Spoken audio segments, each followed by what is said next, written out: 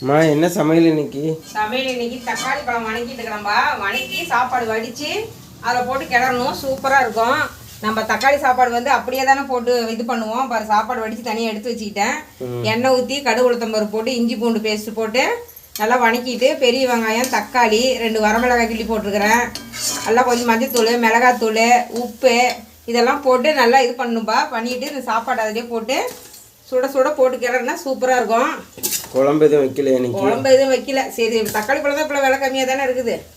அதனால் இது வாங்கிட்டு வந்து ஒரு வேலைக்கு தான் இது செஞ்சுக்கலாம். நல்லா போட்டு சுட சாப்பாடு தான். அதுலேயே கொஞ்சம் எண்ணெய் ஊற்றி வச்சுருக்கிறேன். கல்லெண்ணெய் ஊற்றி வச்சா நல்லா சூப்பராக நல்லா வாசமாக கமன்னு இருக்கும். நல்லாயிருக்கும்.